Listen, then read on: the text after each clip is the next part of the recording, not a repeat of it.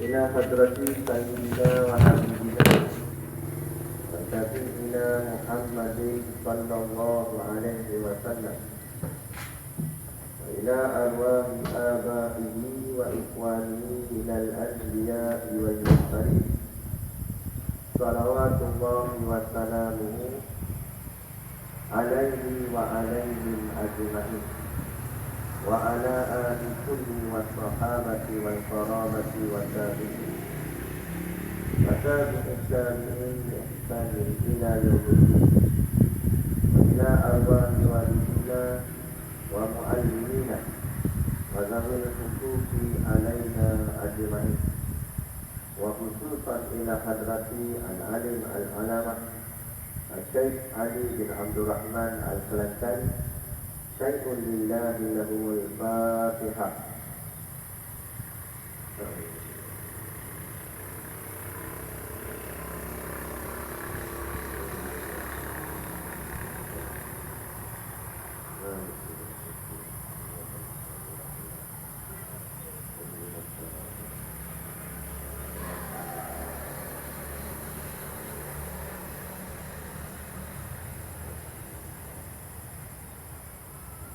Bismillahirrahmanirrahim.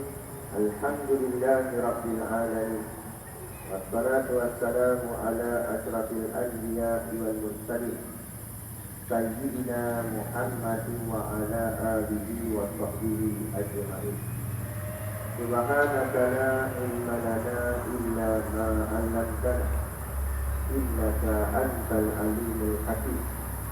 Rabbi shrah li sadri wa yassir li amri wahlul 'uqdatan min lisani yafqahu qawli. Wala haula wala quwwata illa billahil aliyyil 'azim. Amma ba'd. Qala Allah subhanahu wa ta'ala fil Qur'anil Karim. A'udzu billahi minasy syaithanir rajim. Summun bukmun umyun fahum la yarjun. Sadaqallahul 'azim. Yang bermaksud summun bukmun umyun, mereka yakni orang yang munafik, seolah-olah orang yang pekak, bisu dan buta. Fahum la yarjun, maka dengan keadaan itu mereka tidak dapat kembali kepada kebenaran. Suratul Baqarah, lembu betina, surah yang kedua, pada ayat yang ke-18 daripada 286 ayat pada juzuk yang pertama. Dan lagi dalam satu hadis Nabi yang berbunyi anasan, Nabi sallallahu alaihi wasallam qala, ayatul iman hubbul ansar wa ayatul nifaq bughdul ansar. Atau kama qala rawahu Imam Bukhari, maksud hadis. Anasan, Anas. Nabi sallallahu alaihi wasallam qala, dari Nabi sallallahu alaihi wasallam beliau bersabda, ayatul iman, tanda iman, hubbul ansar, adalah mencintai kaum ansar. Wa ayatul nifaq, dan tanda nifaq, bughdul ansar, adalah membenci kaum ansar. Hadis riwayat Imam Al-Bukhari. Dan lagi berkata hukama, al-aqlu salim fil jism salim, yang artinya al-aqlu salim, fikiran yang sehat, fil jism salim, terdapat pada badan yang sehat. Pertama kali kita merapatkan setinggi-tinggi kesyukuran Alhamdulillah subhanahu wa ta'ala, dengan limpah dan kurnianya diizin oleh Allah subhanahu wa ta'ala kepada kita pada malam ini untuk sama-sama kita menyambung semula kuliah pengajian kitab kita, iaitu kitab Al-Jawharul Mawdud wa Munafihatul Qulub. Moga-moga dengan pengajian ini akan mengelokkan lagi kefahaman kita terhadap perkara yang berkait dengan urusan agama kita. maka dengan pemahaman itulah dapat menghasilkan amal ibadah yang sempurna. Maka ibadah yang sempurna itu diharapkan diterima oleh Allah Subhanahu wa Ta'ala dan akhirnya ditempatkan kita di dalam surga-Nya nanti di hari akhirat kelak. Insya-Allah. Amin. Ya Rabbal. Yang saya hormati pengurusi masjid dan seluruh staf kepimpinannya, para imam, para bilal, tuan-tuan siap yang tak dapat kita nak sebutkan namanya satu persatu, yang amat-amat disanjungi para asatizah, alim-alim ulama, tuan-tuan guru, ustaz ataupun ustazah yang hadir pada malam ini, mohon ditegur kepada hamba yang fakir dalam bidang ilmu ini, sekiranya apa yang disampaikan dan dikongsikan dari salah dan silapnya yang kita kasihi ayat-ayat ibu-ibu yang ada dalam ini dan muslimat yang dirahmati Allah saja. Kita sambung dekat ini. Ikut surat 3. Baris kedua. Saya akan wakili arba'in. Qala al-mu'allif rahimahullah ta'ala wa nafa'ana wa iyyakum bi dzikri amin ya rabbal alamin. Kata pengarang kitab, wa fihi arba'una baban fi kulli babin asyaratu ahadith tawataratu databa'an diakhlif, dan padanya 40 bab, pada tiap-tiap satu bab 10 hadis, dan aku tinggalkan segala sanadnya kerana mengikut bagi asalnya. Ini kita sambung lagi berkenaan dengan muqaddimah kitab saat ini. Muqaddimah kitab atau juga disebut sebagai khutbatul kitab, khutbah kitab. Jadi kata Syekh Ali bin Abdul Rahman Al-Falantani, kata dia, wa fihi arba'una baban, wa dan fi pada fi-nya dan padanya, dia mana dia kitab ini, arba'una baban, arba'un artinya 40, baban bab, dan dalam kitab ini Syekh membahagikan kepada 40 bab. Maksudnya fi kulli babin, fi ada kulli tiap-tiap, babin tiap-tiap satu bab. Bagaimana pada setiap bab asyaratu ahaditha, asyaratu asyarah maknanya 10 ahaditha akan hadis. Maknanya setiap satu bab ada 10 hadis. Jadi jumlahnya berapa? Dia ada 40 bab, setiap satu bab ada 10 hadis. 40 kali 10, 400. Jadi dalam kitab ni terkandung 400 hadis. Watarahtu asanida, watarahtu artinya aku tinggalkan al-asanid, yakni segala sanadnya, tabaan kerana mengikut diabdi bagi asalnya. Jadi dalam kitab ini Syekh bubuh hadis hampir 400 hadis, tapi setiap hadis itu Syekh tinggalkan sanadnya. Sanadnya boleh dia dalam hadis ni, untuk makluman juga lah, hadis ni dia ada dua. Dalam satu hadis itu dia ada dua perkara. Pertama dipanggil sanad, yang kedua dipanggil matan. Sanad tu yang kita baca an, haddatsana, maknanya riwayat ni dari siapa, itu panggil sanad. Adapun yang disebutkan apa yang Nabi kata tu, qala Rasulullah SAW tu, itulah baru panggil matan hadis. Itu panggil matan hadis. Jadi dalam kitab ni Syekh hanya tulis matan sahaja. dia tak tulis sanad. Kerana apa? Kerana dia kata dia mengikut kepada kitab yang asal. Kitab asal adalah kitab Arab, iaitu nama kitab itu Lugatul Hadis, yang dikarang oleh Syekh Al-Alim Al-Alamah Jalaluddin Abdul Rahman As-Suyuti, yakni terkenal dengan panggilan Imam Suyuti. Jadi dia ambil ikut asal. Kitab Arab tak tulis sanad, kitab dibuat pun tak tulis sanad. Kenapa ulama tak tulis sanad? Dia kena faham juga sebab tu. Kitab ni dia ada beberapa jenis, ada beberapa kategori. Bila kita belajar tentang kitab agama, dia ada 3 kategori. Pertama namanya matan. Biasanya kitab matan ni dia nipis sahaja, ayat dia pun pendek-pendek. Biasanya kitab-kitab matan ni kalau orang mengaji pondok, tok guru wajibkan hafal. Contoh macam matan Abi Sujah, matan Umul Barahim, itu namanya kitab matan. Kitabnya nipis, ayatnya pendek-pendek. Dan selalunya budak-budak pondok dia buat lagu. Kitab tu dia buat lagu, supaya memudahkan hafal.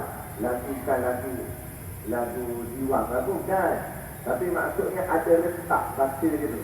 Ada rentak, supaya nak mudahkan ingat, mudahkan hafal. Itu panggil kitab matan. Kategori yang kedua namanya kitab syarah. Kitab syarah. Syarah ni dia menguraikan matan tadi. Sebab matan dia tak ada uraian, dia poin-poin penting je. Sebab tu kitab dia ni pendek-pendek je. Jadi syarah ni guna dia menguraikan apa yang ada dalam matan.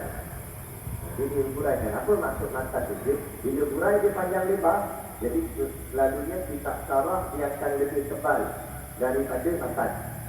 Itu kategori kedua. Kategori ketiga pula, kitab tu dinamakan kitab hasyiah.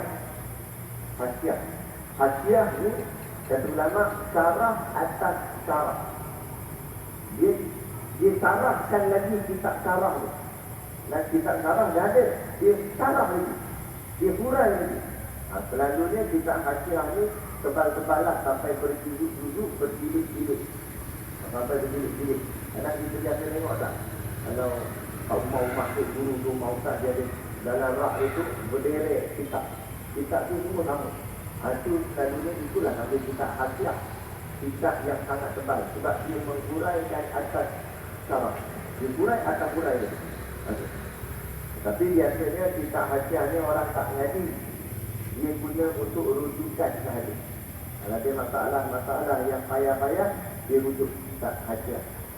Biasanya orang tak ngaji, nak ngaji dan yang tebal sangat, bila nak habis.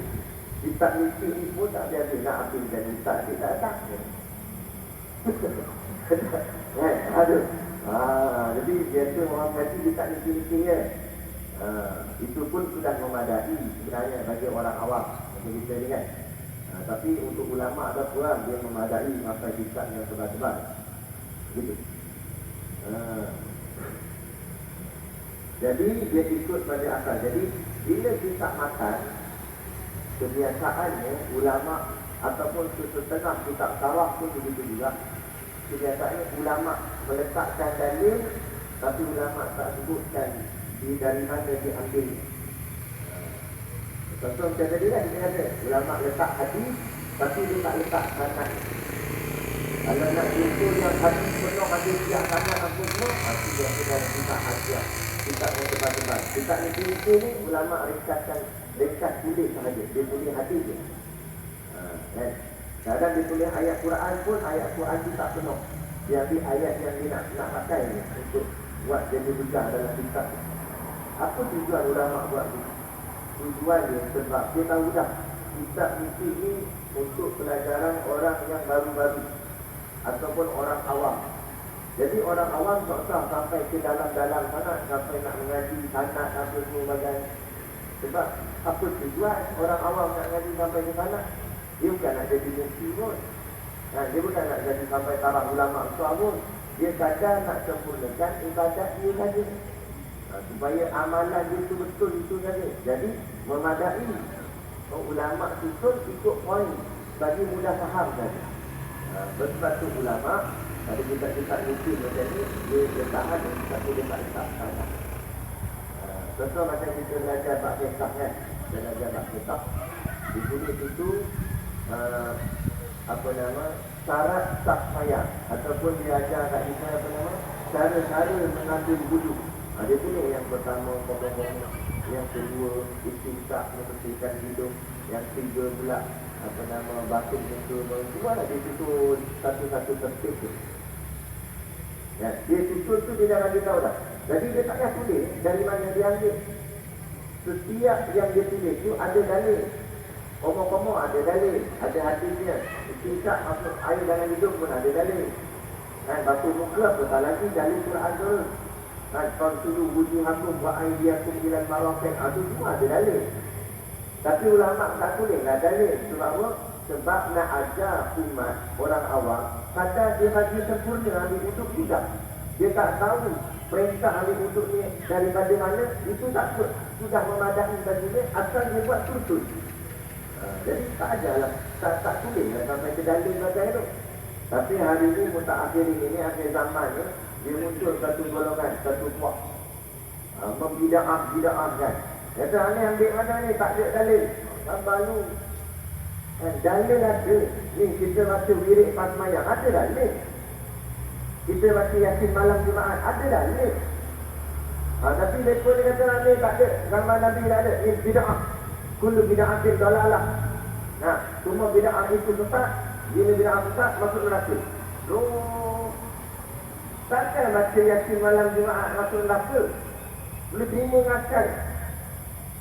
Aku geng cekra masuk depan jahannam ni, baca yasin.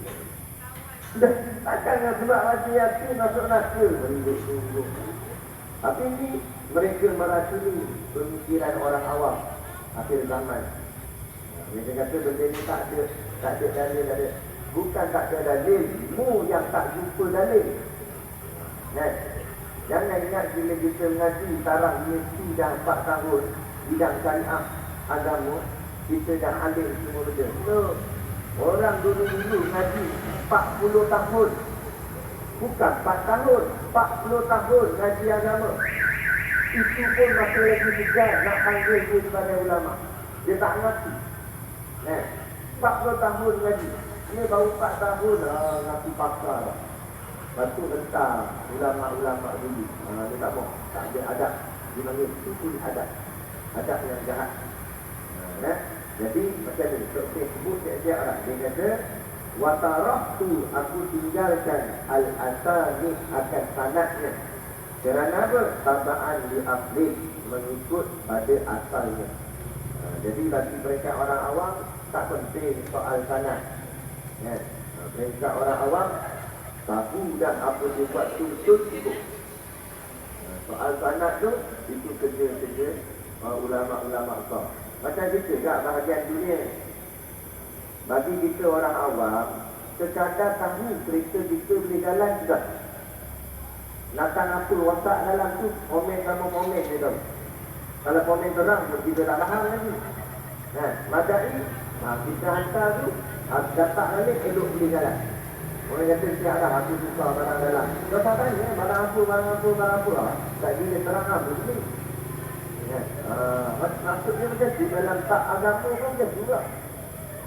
Madai kita belajar buat bagi betul. Bayang kita betul, ambil wuduk betul.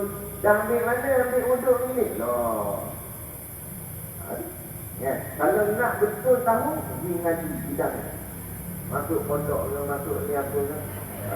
Kuliah bulanan tapi nak tahu dalil. Kalau jumpa sekali bulan. Jadi tak payah. Dia macam tu. Lagi kata dia, وَضَمَّمْتُ إِلَيْهَا مِنَ الْمَوَائِدِ الْبَدِيعَةِ وَالْفَوَائِدِ الْعَجِيبَةِ مَا الْتَقَطْتُهُ مِنَ الْآثَارِ الْمَوْلِيَّةِ وَأَقْوَالِ الْعُلَمَاءِ الْمَرْضِيَّةِ. Dan lagi kata dia, dan aku himpunkan kepadanya daripada beberapa pengajaran yang indah-indah. Ini dia cerita isi kitab ni. Kita tak masuk lagi isi. Masuk dah tahun baru, itu tak masuk ni. Aduh, nampak kan? Jadi kita dalam kitab ni, dia himpunkan beberapa pengajaran yang indah-indah. Nanti kita baca kitab ni, dia penuh ada bentuk-bentuk pengajaran yang kita boleh ambil faedah dia. Dan dia kata beberapa faedah yang ajaib-ajaib. Cerita-cerita yang menarik ada dalam kitab ni. Kita baca. Akan barang yang aku pungut akan dia. Dia kata maklumat tu semua, ilmu-ilmu tu semua aku pungut akan dia. Daripada asal perkataan sahabat. Yang daripada perkataan sahabat-sahabat Nabi yang meriwayat, dan beberapa perkataan ulama yang marfiyah. Ambil daripada perkataan sahabat dan daripada perkataan ulama-ulama yang marfiyah. Marfiyah ni apa maksud? Marfiyah ni nafsu ni, tahap nafsu marfiyah. Nafsu marfiyah ni nafsu wali Allah. Ini maknanya ulama, bukan ulama fikih biasa, ulama-ulama taraf wali. Itu perkataan-perkataan mereka itu perkataan yang baik, yang boleh kita ambil manfaatnya. Kemudian lagi kata dia, وَسَمَّيْتُهَا بِالْجَوْهَرِ الْمَوْجُودِ وَمُنَبِّهَاتِ الْقُلُوبِ. Dan ku namakan dia, namakan apa kitab ni, dan ku namakan dia, yakni kitab ini, dengan nama Al-Jawhar Al-Mawjud wa Munabbihat Al-Qulub. Nama kitab ni. Yakni apa maksud jawhar? Artinya permata. Sebenarnya apa nama-nama dalam bahasa Melayu pun banyak ambil daripada nama-nama Arab, daripada perkataan Arab. Antaranya negeri Johor. Kita sebut Johor, asal sebenarnya perkataan Johor itu ambil daripada perkataan jawhar dalam bahasa Arab, yang artinya permata. Yang macam contoh lagi pula, kita ni Perak Darul Ridwan. Darul tu bahasa Arab sebenarnya dal alif ra. Dar tu makna negeri. Negeri. Ridwan. Ridwan maknanya apa nama Ridwan? Ridwan ni nama, salah satu nama khusus. Maknanya suatu yang indah. Ada sebenarnya banyak yang ambil daripada kata Arab. Nak menunjukkan bahawa Melayu dengan Islam ini bersifat kreatif. Kuatnya Melayu dengan Islam sampai hasil semua benda ni dalam Melayu tu semuanya berkait dengan Islam. Baju Melayunya apa semua berkait dengan Islam. Itu maknanya betapa kukuhnya bangsa Melayu ni dengan agamanya Islam. Tapi dululah lagi dah koi lama koi kurang itu memang terbilang. Sekarang tulisan kita, tulisan orang Melayu ni tulisannya tulisan Jawi, bukan tulisan Rumi. Rumi itu ambil daripada perkataan Rom. Rom tu dekat British kan? Sebab tu tulisan dia British. Sama dengan tulisan orang putih. Tapi tulisan Melayu yang sebenar alif ba sama dengan tulisan Arab. Cumanya dalam Jawi dia tampak beberapa huruf dalam Arab.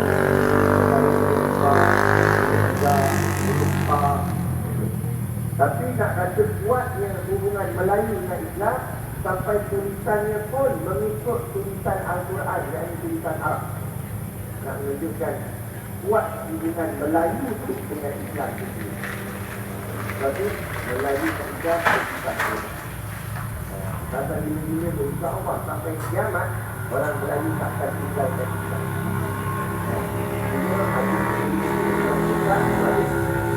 Tapi orang Melayu semua terus tinggal Islam takkan berlaku insya-Allah.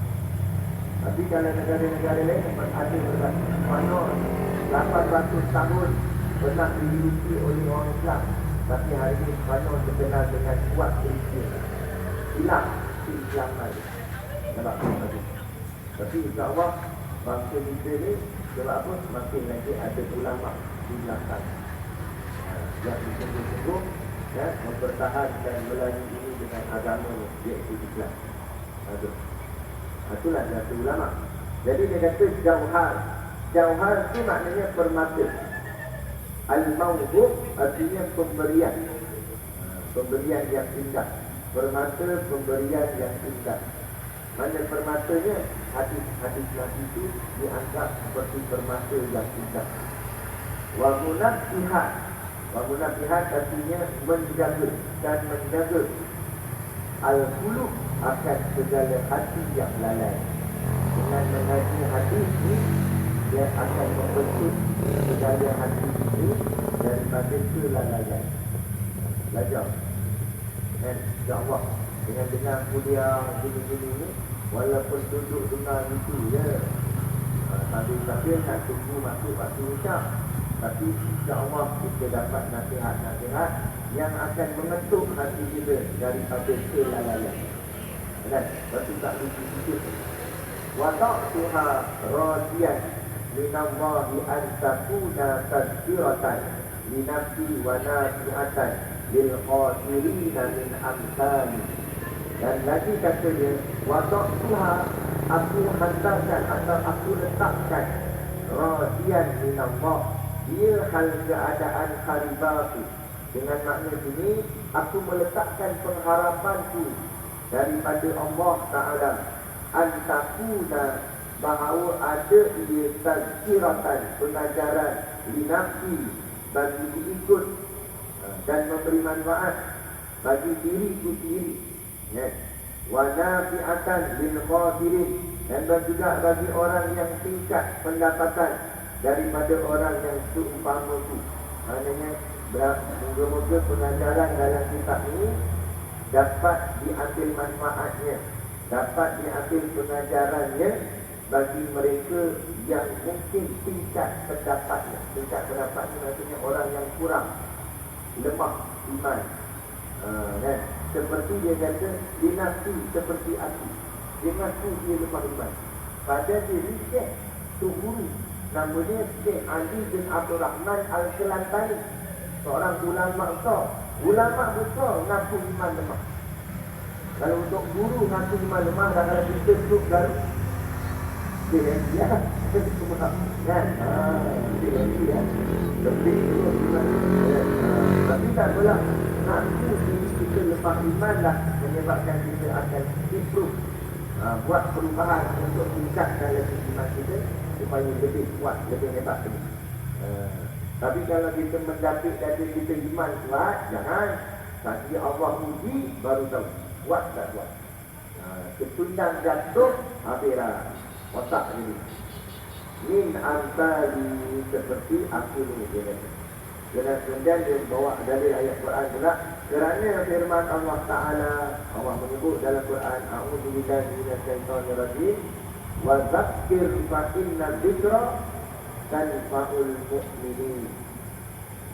Yang artinya, dan mengingatkan olehmu, maka bahawasanya pengajaran itu memberi manfaat ia akan orang muslimin. Dan Allah peringatkan, Allah suruh kita menyampaikan ilmu, kongsi-kongsikan apa yang kita tahu. Bagi du'ani walau ayat, sampaikan daripada aku walau potong ayat. Tak semesti kena jadi tok guru, kena jadi ustaz. Jangan kita nampak benda tak betul, kita nasihat, kita tegur. Tegur dengan berhemah. Orang tu fikir keras kepala tak nak dengar, yang tidak ada. Yang penting kita sudah menyampaikan apa yang sepatut kita sampaikan. Kerana dengan nasihat itu memberi manfaat kepada orang beriman. Kerana atas nasihatlah maka maksiat dia tak jadi berleluasa. Tapi kalau semua orang pakat diam, buat tak reti saja, apa akan jadi dengan dunia? Maksiat makin menjadi makin melampau-lampau. Jadi tak dapat kita buat begitu. Orang marah nak macam mana, dan sifat dia jadi. Jadi dia marah, jadi kita buat begitu. Sekurang-kurangnya walaupun kita buat kerja, jadi sekurang-kurangnya ada tentangan terhadap perkara-perkara maksiat. Daripada kita biarkan maksiat yang akan nanti menjadi makin banyak. Mana dah tahu kat tempat kita ada kedai makan buat karaoke, buat yang lalak campur habis laki perempuan. Ya, kita orang masjid selalu duduk lalu depan. Hati kita pun tak siap. Kita go. Nak cakap sikit ni, tak hidup gini malam-malam ni, nyanyi karaoke, campur laki perempuan pula. Tak apa nak buat kedai makan, buat kedai makan. Tapi tak tanya nyanyi lah, tak elok. Tentu itu juga. Dia kata beli apa? Bukan kedai aku. Belah. Dia kata itu. Kita memang nak belah memang.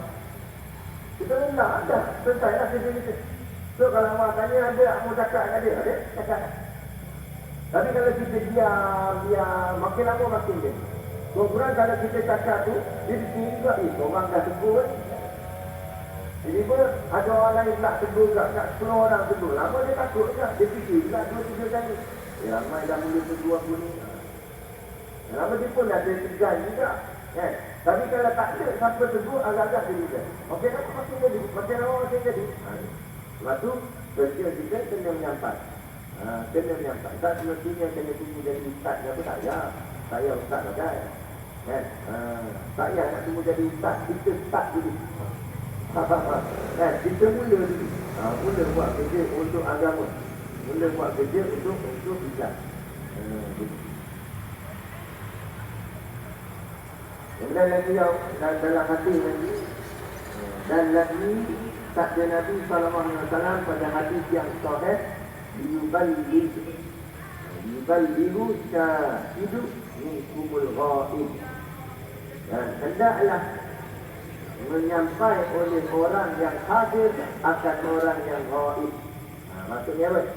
Siapa yang hadir majlis ilmu, hadir ngaji, hadir kuliah, hendaklah dia sampaikan pula pelajaran yang dia belajar dalam majlis ilmu itu kepada orang yang tidak hadir. Nabi kata sampaikanlah orang yang menyaksikan orang yang hadir majlis ilmu kepada orang yang ghaib, orang yang tidak hadir. Sampaikanlah konfirmasikan ilmu sampai menyampai. Gitu. Barang adalah bahagian kita nanti masuk dalam kubur, ada tak kerja dakwah kita buat ni langsung ke tak ada apa kerja dakwah, kan? Gitu. Dan lagi sabdanya sallallahu alaihi wasallam, man hafiza ala ummati arba'ina hadithan min amri diniha ba'athahullahu ta'ala yaumal qiyamati fi zumratil fuqaha'i wal ulama. Artinya, barang siapa memelihara akan atas umatku, barang siapa memelihara akan atas umatku akan 40 hadis. Siapa yang ajar kepada umat, Nabi kata siapa yang tolong ajar ataupun cerita ataupun menyampaikan kepada umat aku 40 hadis daripada pekerjaan agamanya, daripada urusan agamanya, dibangkit akan dia Allah Ta'ala pada hari kiamat di dalam perhimpunan fuqaha dan ulama. Siapa yang kongsi hadis 40 hadis kepada siapa-siapa umat Nabi Muhammad, maka orang yang kongsi itu akan dibangkitkan pada hari kiamat bersama-sama dengan ulama-ulama dan fuqaha. Fuqaha ni maksudnya ahli fiqh. Maknanya ulama-ulama belaka. Bangkit bersama ulama. Sebab tu kebanyakan orang ataupun mana-mana ulama, dia kalau dia karang kitab hadis, kebiasaan kita dengar kitab 40 hadis. 40 hadis. Lalu 40 hadis. Kenapa dia ambil angka 40? Sebab hadis kita baca sikit. Paling kurang 40. Lebih lagi bagus. Tapi paling sedikit 40 hadis. Dan itu jugalah yang dijadikan amalan oleh golongan tabligh. Tapi saya puji juga golongan tabligh. Bagus. Yang jenis hajilah, yang tak hajilah, macam-macam juga. Ini yang haji. Kadang-kadang dia buat baca bahasa kan. Dia baca hadis Nabi.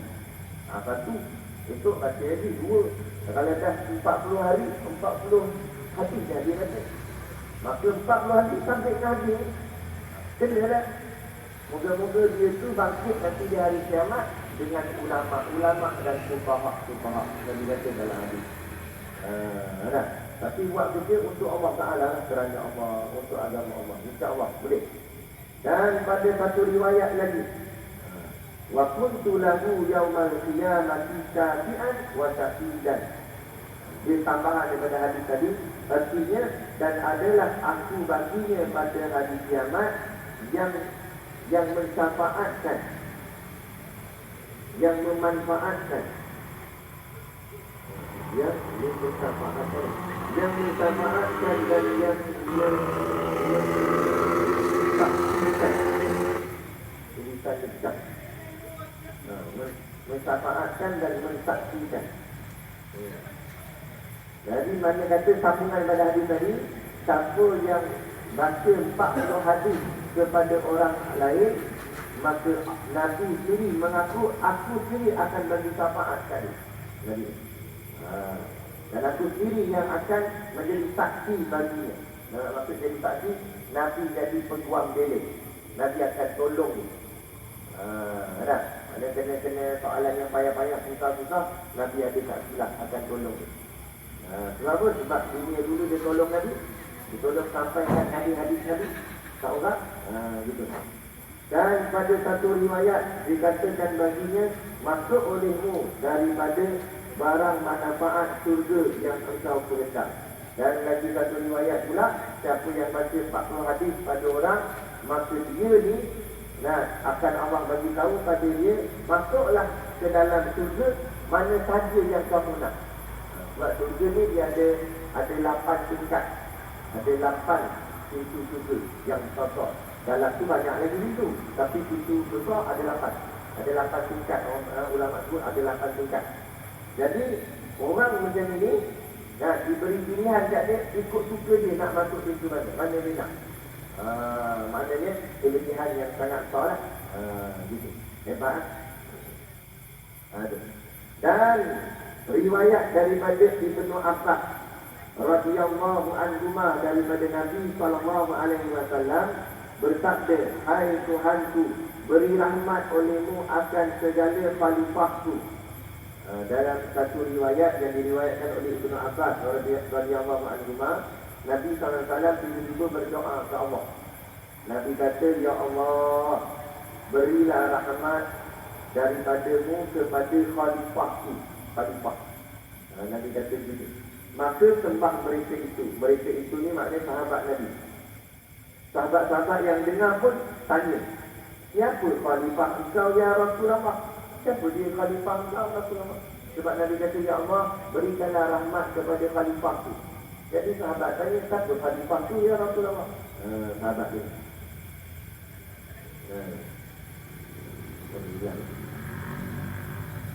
Siapa khalifah engkau ya Rasulullah? Sabdanya, mereka yang datang kemudian daripada aku dan meriwayat mereka itu akan beberapa hadisku, mengajar mereka itu akan dia kepada manusia.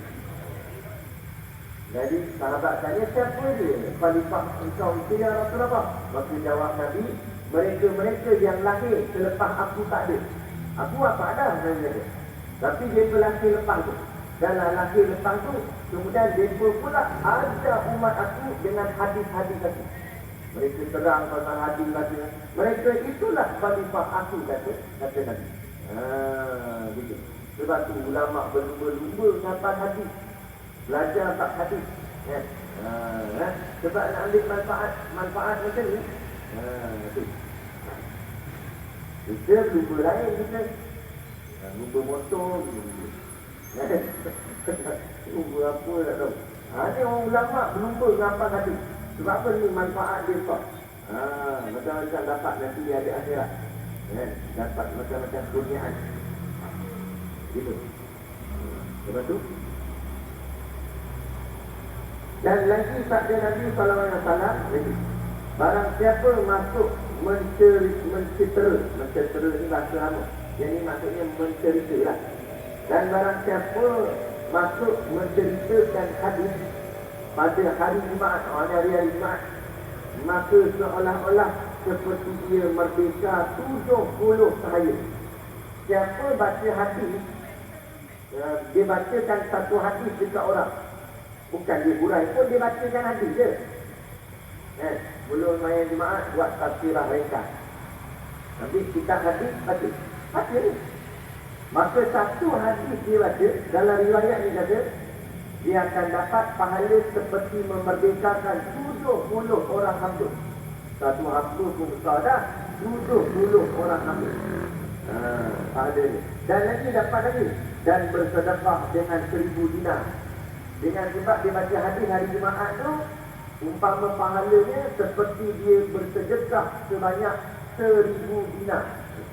Oh, bukan sikit-sikit. Dan haji 40 kali. 40 kali haji. Dia baca satu hadis hari Jumaat depan orang ramai. Satu hadis, baca.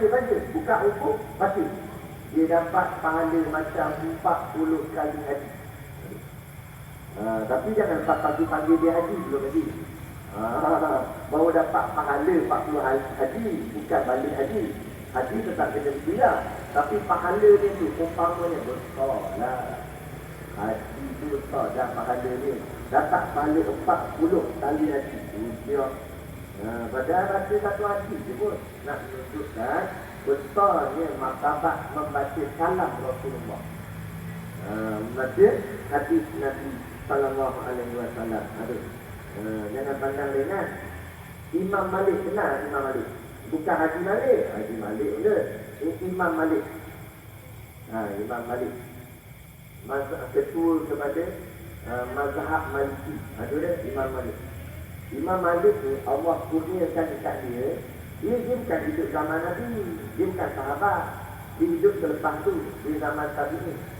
Dia tak pernah jumpa Nabi. Tetapi Allah kurniakan pada dia, tiap-tiap malam tidur mimpi Nabi. Dahsyat.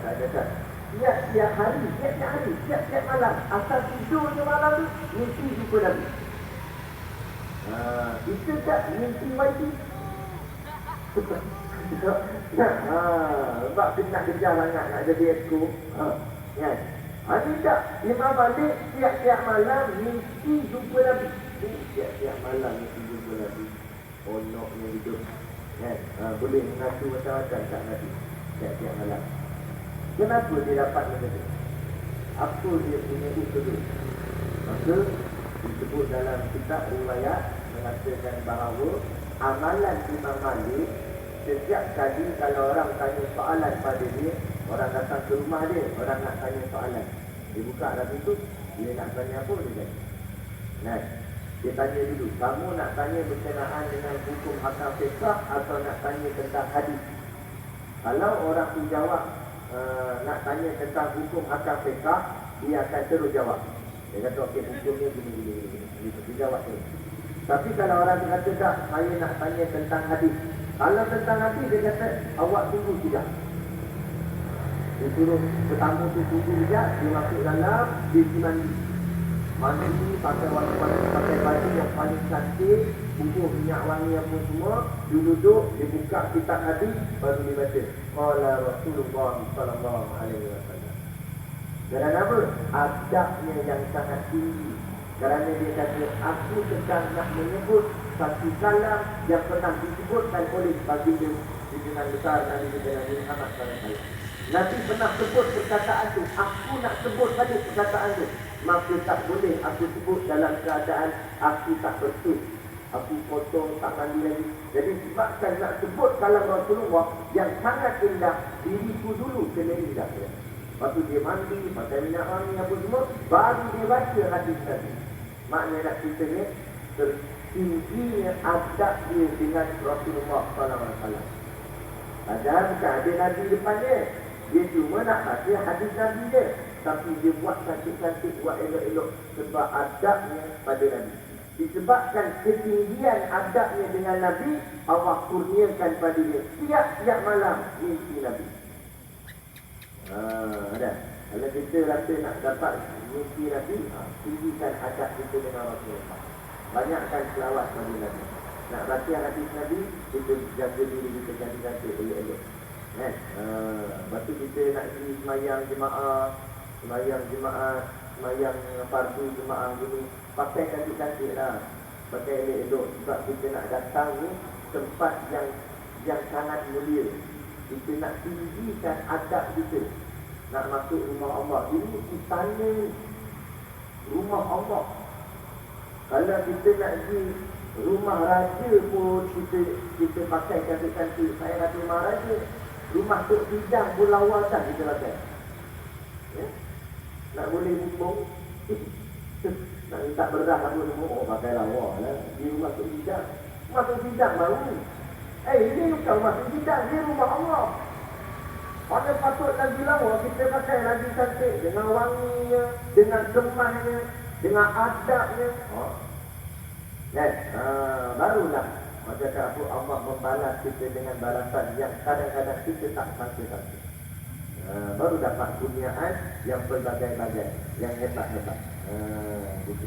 Tak saya try, tak saya try. Cuma kita ubah tak pada sekarang ni, tahun baru ni. Kita datang rumah Allah, kita pakai pakaian yang lawa-lawa. Setiap kali nak semayang, pakai baju yang cantik, lawa-lawa, kemas-kemas. Air elok, bu minyak wangi-wangi elok. Kita amalkan dengan perasaan, bukan sebab kita nak tunjuk ke orang, tapi dalam hati tu niat, aku nak datang rumah Allah, aku nak beradab dengan Allah. Kita buat gitu, cuba tengok. Kita istiqamahkan amalan tu. Cukup 40 hari, 40 malam, sudah. Apa hasil kita dapat? Allah akan kurniakan sesuatu yang tak kita sangka-sangka kepada kita. Apa aku tak tahu lah apa Allah nak bagi. Tapi insyaAllah akan dapat. Sebab kita buat kerana Allah. Gitu. Ya. Sambung lagi. Ulang tu.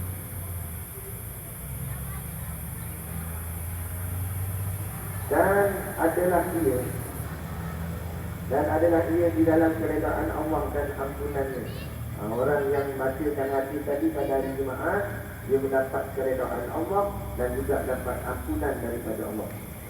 Kemudian lagi kata Tok Syekh, wallahu as'alu ayyaj'alaha khalifatan biwajhihil karim wa sababan lil fawzi bin na'imi al-muhib.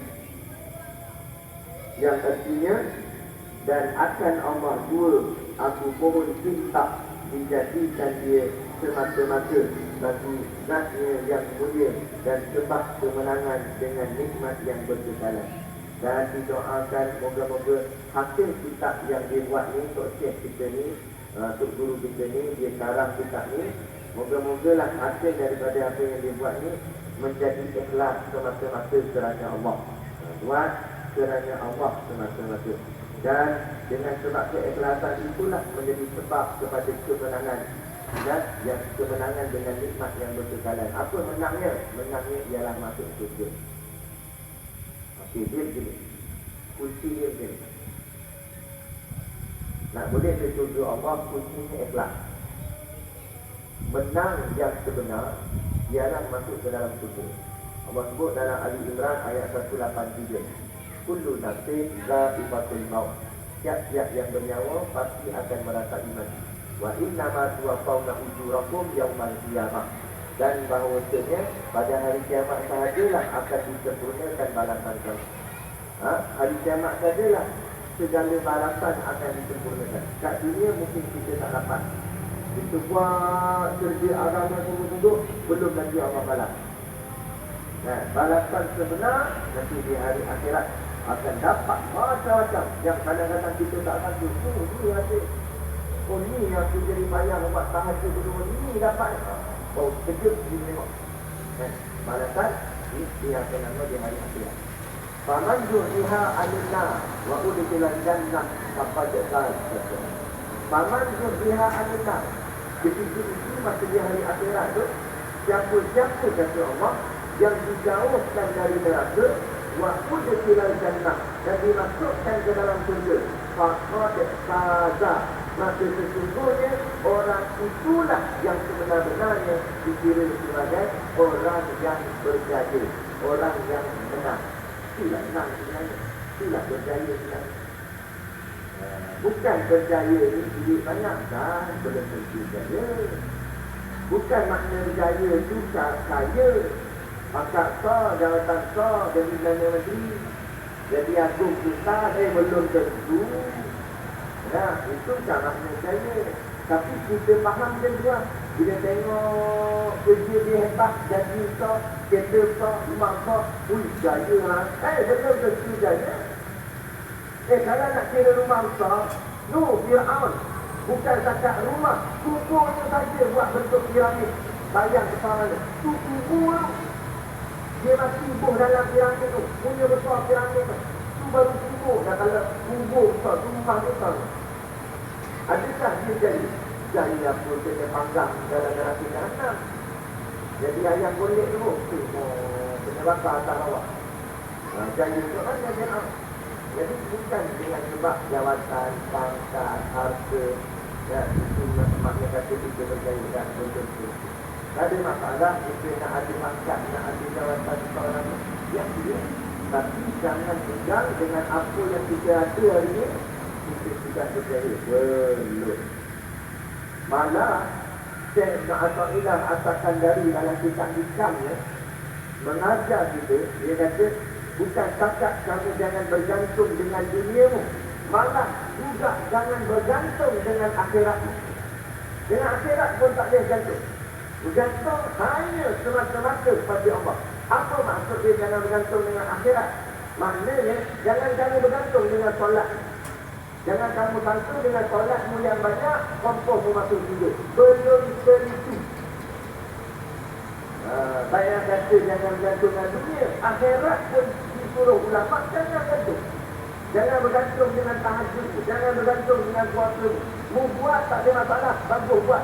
Buatlah tahajud. Puasalah. Bayang juga banyak-banyak. Tapi jangan anggap semua amalan kamu buat itu confirm Allah terima dan kamu boleh masuk ke. Belum tentu. Belum tentu. Kata Sahal bin Abdullah orang ulama. Ya, dia kata apa makna ikhlas? Dia kata wal ikhlas ini yang dikatakan ikhlas antara kau dan baju ala wajah di atas kiri tangan takut risau. Risau kenapa? Hatta tak lama hingga engkau tahu hal bila abdah sama ada Allah menerimanya atau menolak. Itu makna ikhlas sebenarnya. Orang yang ikhlas ni bergetar hati dia. Walaupun dia dah buat amal, dia dah buat kebaikan, dia buat ibadah, tapi dia tak merasa selesa dengan ibadah. Tetap getar hati dia. Takut-takut ibadat yang dia buat tu Allah tak terima. Memang banyak kita buat. Kan? Dah lah, apa nama, banyak minat lah, macam-macam kita buat. Tapi kalau Allah terima, nasib baiklah. Tapi kalau Allah tak terima, banyak. Sebab tu berbincang-bincang. Berbincang-bincang itulah disebutkan rasa takut. Takut itulah membawa takut kepada Allah. Takut kepada Allah itulah disebut sebagai takwa. Itulah takwa. Itulah orang yang bertakwa. Orang yang bertakwa. Cuma saya ini. Dan hamba aku mana tadi? 20 je. Apa yang 20? 20 rakaat sahaja itu. Dia bangga dia boleh buat 20 rakaat sahaja. Kalau Allah dulu, kalau Allah tak dulu, 1 rakaat pun tak ada apa. Ya. Jadi kita buat, bagus buat, teruskan buat. Tapi jangan bergantung. Jangan bergantung. Jangan rasa itu dah cukup hebat. Itu dah cukup sempurna. Sebab selagi mana kaki kita nak melangkah ke dalam surga Allah, selagi itu belum ada istilah selamat ataupun istilah berjaya belum.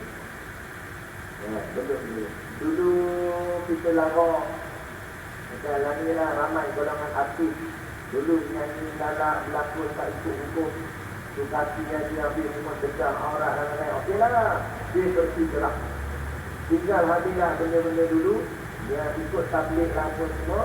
Sekarang dah pakai kopiah. Orang panggil pula ceramah cerita tentang pengalaman hidup dia boleh berubah tu. Baguslah. Kita puji bagus. Tapi jangan ingat kamu sudah selamat. Belum tentu. Saya kata itu. Okey, lepas-lepas dia berubah tu, dia mengaji pula sampai tak 10 tahun sampai ke Yaman, sampai ke Mesir. Balik-balik jadi ulama dia. Tok guru pula tu. Pun belum tentu selamat. Loh. Belum. Nanti kita jumpa dalam kitab ni di bahagian depan jugalah. Ada satu riwayat kisah cerita tentang seorang wali Allah. Wali, amalan hebat, mayang banyak, puasa banyak. Tapi lah kali hidup dia mati sebagai kafir. Dan bukan dari itu. Bukan cerita dongeng, cerita sedang dikayatkan, disimpankan sebagai jadi pengajaran kepada kita, supaya jangan merasa cerita yang di mana kita belum masuk ke dalam cerita. Tempat pada mana pun kita. Sekarang ulama' dia jadi berbuka je.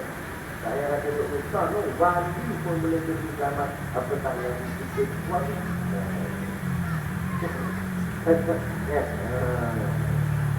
Jadi kita buat bergerak, tapi janganlah kita lepas. Buat ibadat, tapi jangan merasa lepas. Teruskan. Orang tegur kita nasihat, kita terima juga. Jangan bongkak dengan sombong. Ambul, nak tegur aku, hang kena ada aku salah. Jadi kita ni kumpul atas tadi. Kena juga apa? Nak buat apa lah? Jangan dengar nasihat. Kadang-kadang yang nasihat tu orang lebih dari kita. Tak apalah kalau dia nasihat, benda yang baik, kita terima. Paling-paling tidak pun dalam kita rasa macam mandi sebab kita tegur. Nah, jangan marah lah. Dia paling-paling tidak kita diam. Diam saja. Tidak itu dia. Nah, paling-paling tidak tak adalah kita menolak nasihat itu. Boleh jadi memang yang nasihat tu mulut dia, tapi yang hantar tu Allah yang hantar. Allah nak tegur. Jadi jangan ada kesombongan dalam diri. Itu Allah lah pelan-pelan. Gitu. Jadi dia mengharapkan. Jadi tadi saya sebut tadi dua kursi. Nak boleh masuk ke kursi Allah, nak masuk ke kursi Allah di hari akhirat. Itulah tempat paling selamat. Bila kita dah melangkah kaki masuk ke dalam surga, dua-dua kaki masuk ke dalam surga. Masa tu nak melompat, nak gerik, nak joget, jogetlah. Sebab apa? Siapa yang dah masuk dalam surga, sesekali takkan lagi dikeluarkan. Maknanya memang dah selamat. Jadi nak konok-konok tu, tapi sebelum masuk tak boleh konok lagi. Sebab belum confirm lagi. Tapi siapa dah masuk, siapa dah ada confirm dah. Dia tak akan keluar. Konok dah di dalam surga. Habis macam mana nak boleh mati surga tu? Surga tu barang akhirat. Kesinambungannya dengan barang dunia. Dunia itu memerlukan apa? Kunci kepada surga. Iaitu ikhlas. Buat apa pun asal dunia ni dia ikhlas. Apa makna ikhlas? Ikhlas itu berasal daripada perkataan salah. Salah ini maknanya serta. Sudah. Jadi ikhlas itu sifat yang bila kita buat satu benda baik, serta. Maknanya kita jangan lagi ingat-ingat dan jangan lagi ikut-ikut. Kita ada duit-duit tadi, tak tahu kita ada awet laku saja. Kita pun bagi dia beli sifat helikopter, bagi ke masjid. Ada saya ingat ini wakaf untuk masjid. Tapi namun dia tolak tadi, kontrol itu dia nak tanya saya lah. Tapi tak, dia fikir saja. Contoh, dia wakaf sifat. Sifat berapa puluh ribu tak tahu, dia bagi dia. Apa kata ini? Jangan kita lah seorang lah. Tahu tak? Apa yang mesti? Hati-hati. Apa bentuk ni tak ni? Lain ada tak ni. Setakat itu habis. Habaun mansurun. Amalan tadi pahala tadi patut besar. Sebab apa tak besar dia? Dia bagi tujuh orang ramai. Besar pahala dia dapat. Tiba-tiba dia cerita habaun mansurun, jadi debu yang berterbangan. Satu sen Allah tak terima pahala. Jadi sifat saja lah. Pahala dapat. Kita nak lihat sifat dapat, pahala pun dapat. Sebab pahala tu tak. Tak tahu sikit. Tak tahu sikit. Dah bagi. Bila kita dah niat wakaf, niat sifat, itu bukan lagi kita punya. Jangan kata, dulu aku dah minta kita dulu. Sekarang ni bukan milik kamu dah. Milik Allah Ta'ala. Bukan kami punya dah. Terus. Putuskan. Itu makna ikhlas. Itulah makna ikhlas. Putus terus. Sampai dia tak ingat lah. Dia tak ingat lah. Dan dia apa? Kenapa dia bagi kita? Yang tak tahu. Dia tak ingat dah. Dia yang bagi. Tak tahu. Tapi kalau tak gelap, aku lah. Tapi dia gelap lah. Kan? Jadi dia tu tak jadi. Jadi dia ikhlas juga. Ikhlas ni tak payah fikir, tak payah fikir, tak payah fikir. Sekalipun katalah pisah dengan dia tu, kan? Tiba-tiba orang nak pasang ekor pula, cabut pisah ni buat. Kan begitu kan?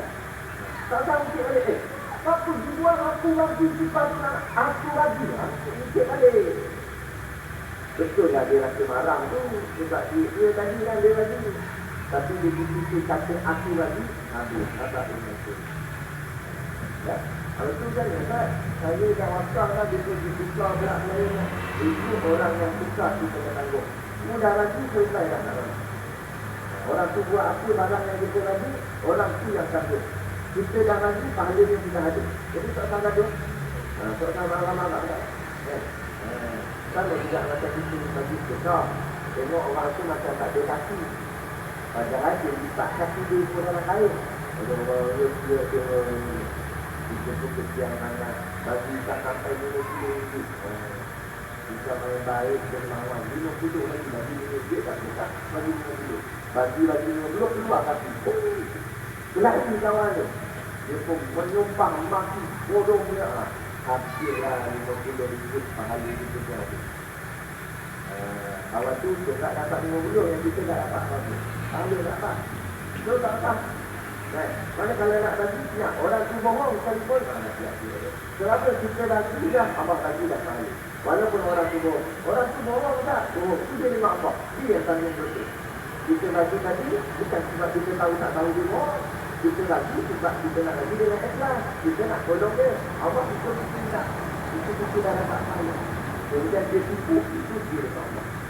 Bukan urusan kita lagi. Bukan urusan kita lagi.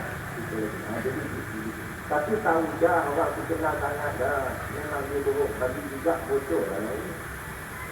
Dah tahu orang tu bohong, tak nak lagi lah. Ini kalau kita tak tahu. Kena dah minggu lepas, kaki dorok. Nampaklah tu bukan kaki dalam air. Tapi kaki dia, bagi dia yang dulu. Itu bocor namanya. Dah tahu kawan tu itulah dia juga. Ini kalau kita tak tahu. Gitu. Ya? Gitu. Jadi dengan kunci yang ikhlas ini buat amal ikhlas dapat kunci yang harus ada. Tapi tiket pun tak ada, yang penting ikhlas. Sedikit pun tak ada, kau dalam tabung tapi ikhlas. Tapi jangan bidik, kalau bidik atau bidik aja. Nanti minyak pun tak turun-turun lagi, bidik lagi dari mana cukup. Wa ayyuwaqifana lis-shawab wa ya'ti malana bi khairil marji'i yaumal ma'ad. Dan bahawa diberi taufik atas kami. Ini doa juga lah. Doa. Moga-moga diberikan taufik. Apa makna taufik? Taufik bukan nama orang. Memang ada orang nama taufik. Tapi taufik ni maksudnya takwid. Taufik bermakna takwid. Takwid tu tak. Takwid tu maknanya kekuatan. Kekuatan apa? Moga-moga Allah berikan kepada kita kekuatan untuk melaksanakan apa yang diperintahkan. Kita baru dapat hidayah. Hidayah tu maknanya petunjuk, nasihat. Orang tu nasihat itu lah yang masuk. Itu baru hidayah. Tapi boleh petunjuk itu lagi. Buat dia hangguk lah. Okey, insyaAllah. InsyaAllah kalau ada masih konten saya siap. Itu baru hidayah. Tapi yang boleh menyampaikan dia ke masjid itu namanya tauhid. Takwid, kekuatan yang Allah beri pada dia untuk melaksanakan ibadat ataupun perintah yang disuruh oleh Allah. Ada. Itu biasa dengar kita tentang kelebihan masjid sembahyang tahajud. Kita tahu pahalanya besar. Tapi pahala besar itu semua itu baru panggil hidayah. Tapi belum tentu kita masjid. Bila boleh bangkit, itu tanda Allah berikan taufik kekuatan pada kita untuk bangkit melaksanakan ibadat kepada Allah. Sebab itu, kita jangan mohon hidayah je, kena mohon sekali dengan taufik. Hidayah dan taufik. Jadi dalam doa ni, Muslim pengarang kitab kita dia minta dan bahawa diberi taufik akan kami. Mintalah taufik dari Allah kepada kita semua bagi benar dan disudahi dengan jalan dengan sebaik-baik kembali pada hari kembali. Semoga Allah berikan kita kekuatan untuk melaksanakan perintah Allah, dan Allah akhiri hidup kita dengan perakhiran yang baik, iaitu husnul khatimah, mati yang baik, dan kita dapat balik bertemu Allah dalam keadaan yang terbaik. Itu dia punya doa. Kemudian nanti katanya, innahu ala ma yasha'u qadirun wa bil ijabati jadirun. Kerana bahawasanya atas barang yang menghendaki dia amat kuasa dan memperkenankan itu sebenarnya. Apa maksudnya? Sesungguhnya atas Allah lah kehendak Allah atas setiap sesuatu.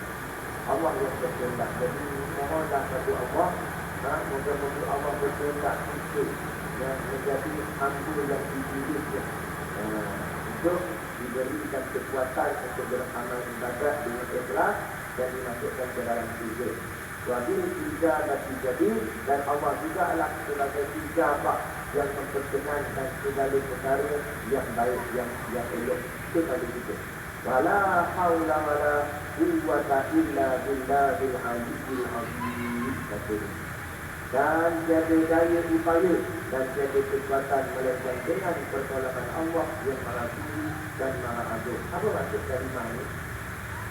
Maknanya dia wala haula wala wa'udat latu, tidak ada. Haula artinya daya. Tidak ada daya. Tidak ada daya di sini maknanya tak ada daya menolak maksiat. Kita ni tak ada daya untuk menolak maksiat.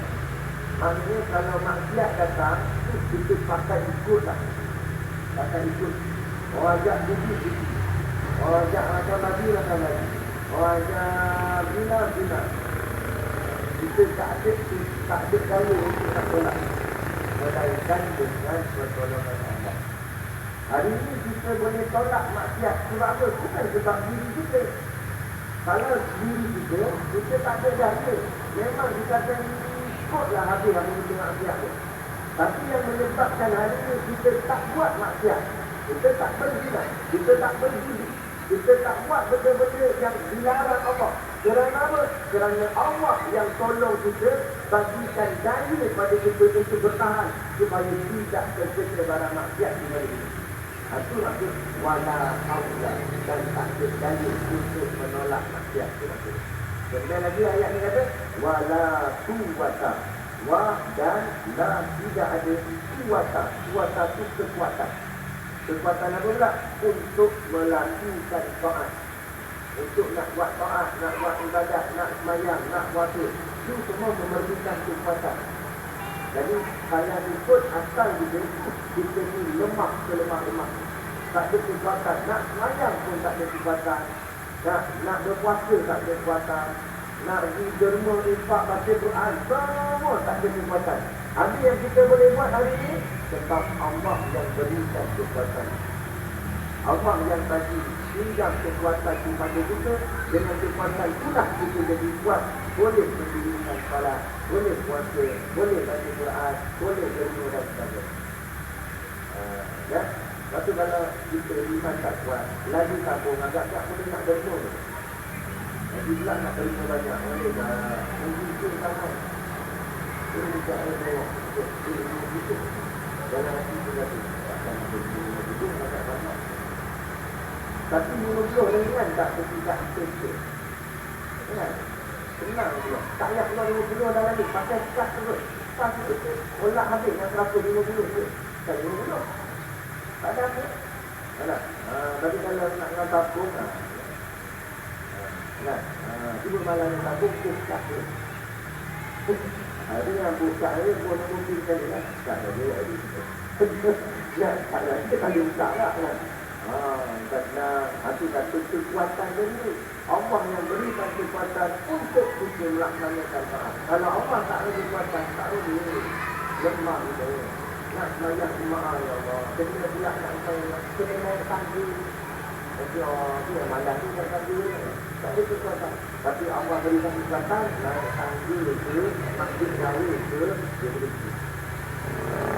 Kita tak dapat bagi kekuatan. Itulah kata Allah. Itu maksud wala haula wala quwwata. Tak ada daya untuk meninggalkan maksiat dan tak ada kekuatan untuk melakukan taat illa billahil aliyyil azim, illa melainkan illa dengan Allah al-aliyyi al-azim, yang maha tinggi lagi maha agung. Kerana Allah lah yang tolong kita, baru kita boleh tinggalkan maksiat dan melakukan taat. Kalau Allah tak tolong, tak tahu nak kita hidup kat mana tak tahu. Untuk kita wa dan dialah yang Allah hati cukup bagi kita. Cukuplah Allah hati kat kita. Benda lain kita tak cukup tak boleh. Harta tak cukup tak boleh. Duit tak cukup tak boleh. Jawatan pangkat tak cukup tak boleh. Tapi cukup Allah ada nanti. Hati Rabbi Jalan. Amal selalu itu dengan itu. Barulah kita rasa kita ni cukup ada amal. Ini tak mungkin pada banyak betul tak cukup. Sebab dia memandang-mandang dulu.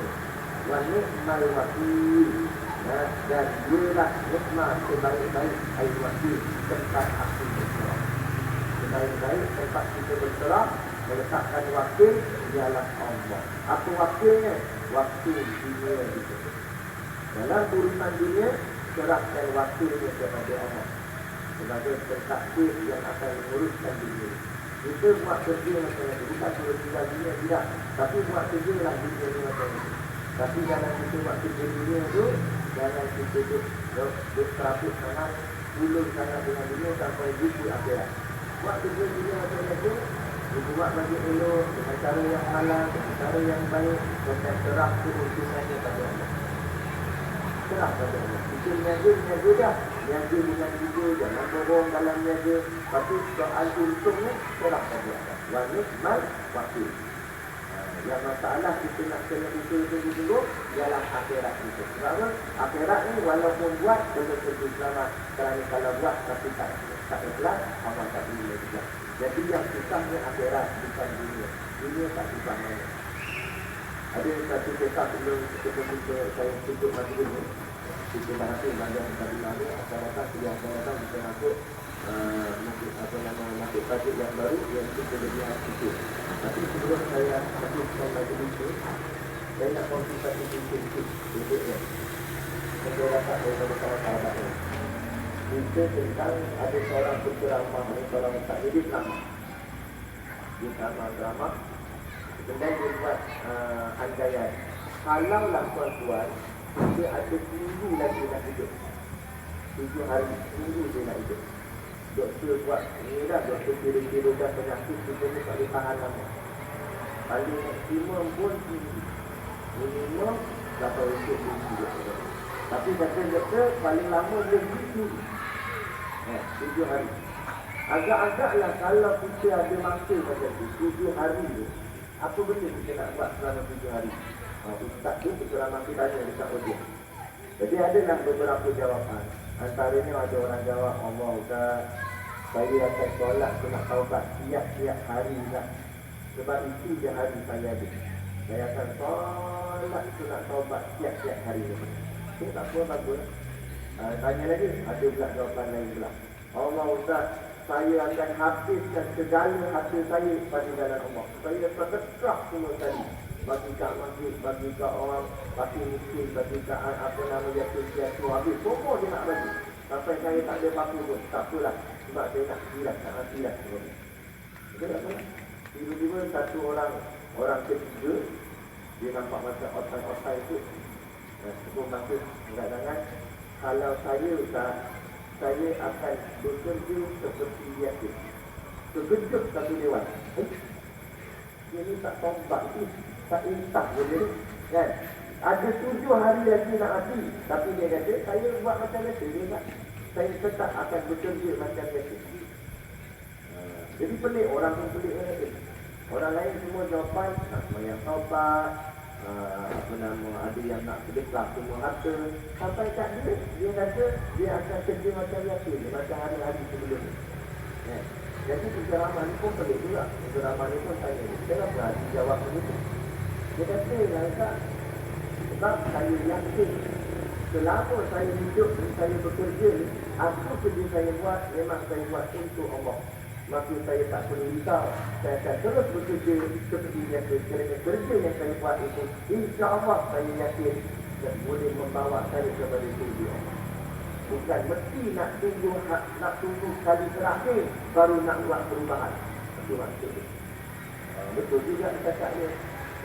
Kenapa nak tunggu kita ni orang nak kat hujung baru nak taubat lah, baru nak hilang lah. Sekarang ni lah. Kita tak tahu hujung kita ni. Itu hujung tak buat soalan kalau ada 7 hari lagi. Kita tak tahu 7 hari lagi kita.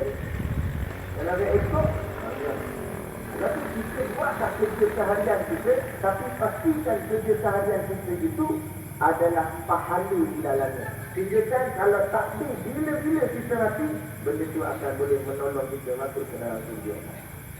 Bukan nak tunggu hari last, baru nak berubah, baru nak tobat. Buatlah setiap hari macam kehidupan kita ni, kehidupan yang seperti kehidupan yang akan pergi buat selama-lamanya. Nak taubat bukan kena tunggu nak 7 hari lagi. Taubatlah yang dari sekarang. Tiap-tiap hari taubat. Tiap-tiap hari taubat, tiap-tiap hari buat amal, tiap-tiap hari sedekah. Buatlah kerja seharian kita seperti biasa. Kerana kerja seharian kita itu yang kita yakin boleh membawa kita ke surga Allah. Itu baru hamba Allah yang terbaik, insya-Allah. Moga-moga daripada kisah itulah dapat menjemput semangat kepada kita untuk kita menjadikan kehidupan kita ini hari ini lebih baik daripada semalam dan hari esok lebih baik daripada hari ini, insya-Allah. Jadi cukup sekadar itu. Wabillahi taufiq wal hidayah. Wassalamualaikum warahmatullahi wabarakatuh. A'udzubillahi minasyaitonir rajim. Bismillahirrahmanirrahim. Alhamdulillahi rabbil alamin. Wassalatu wassalamu ala asrafil anbiya'i wal mursalin sayyidina Muhammad wa ala alihi wa sahbihi ajma'in. Allahumma taqabbal minna salatana wa du'aana innaka antas samiul alim wa tub 'alaina innaka antat tawwabur rahim. Allahumma ja'al dinana dinan nabi Muhammadin sallallahu alaihi wasallam wa islamana islamal muslimin wa imanana imanal mu'minin wa salatana salatal khatimin wa a'malana a'malal salihin wa niyatana niyatal mukhlisin wa dhunubana ya Allah dhunubal mustaghfirin wa hayatana hayatal ulama wa mautana bi mautis syuhada wa dakhalal jannata ma'al anbiya'i alaihi wassalatu wassalam. Rabbana atina fid dunya hasanah wa fil akhirati hasanah wa qina adzabannar wa qina adzabannar wa qina adzabannar. Wa sallallahu ala khalifati sayyidina Muhammad wa ala alihi wa sahbihi wa sallam. Subhana rabbika rabbil izzati amma yasifun wa salamun alal mursalin walhamdulillahi rabbil alamin. Amin ya rabbal alamin. Taqabbalallahu minna wa minkum. Takbir.